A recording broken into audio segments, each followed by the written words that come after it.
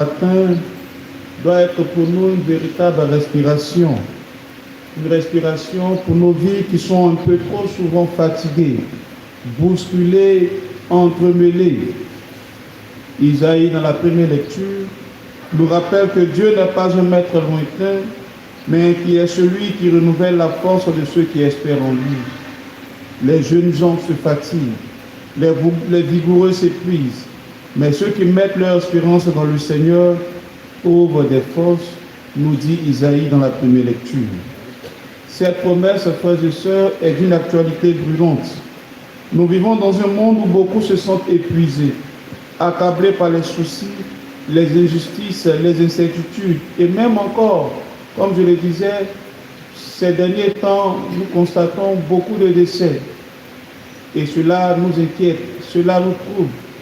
Comme nous sommes encore en fin d'année, cela est encore plus retentissant.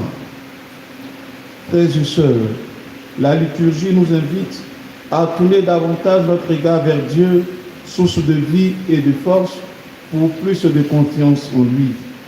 L'Évangile vient confirmer cette promesse avec douceur.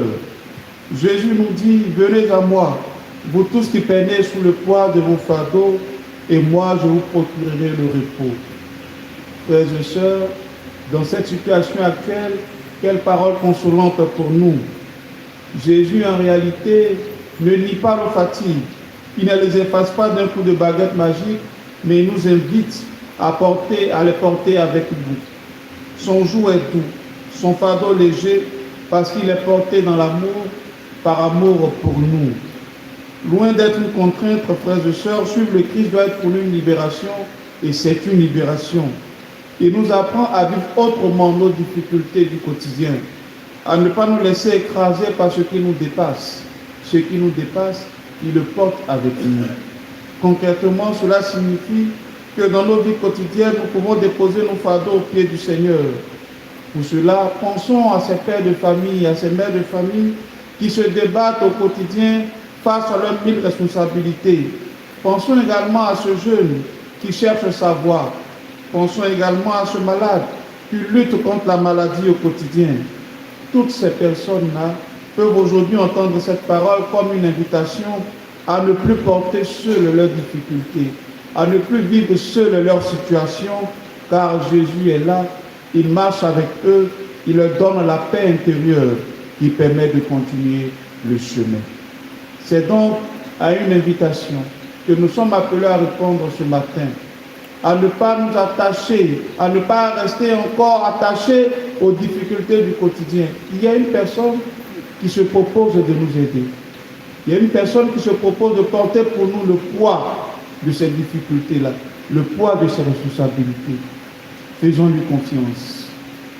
Cette promesse, frères et sœurs, elle n'est pas seulement individuelle, mais elle doit devenir également communautaire. C'est-à-dire, elle est un appel à devenir une communauté chrétienne des porteurs de consolation. Pour nous-mêmes, pour avoir été témoins, pour avoir été bénéficiaires de l'aide du Christ, nous devons être les uns pour les autres également le relais de l'action du Christ. Si Jésus nous soulage, il nous envoie aussi soulager les autres. Dans notre paroisse, dans nos quartiers, dans notre famille même, il y a des personnes qui ploient sous le poids de la solitude, de la pauvreté, de l'injustice ou de tout autre mot de cette société. L'Avent est un temps favorable pour nous pour devenir des signes de la tendresse de Dieu.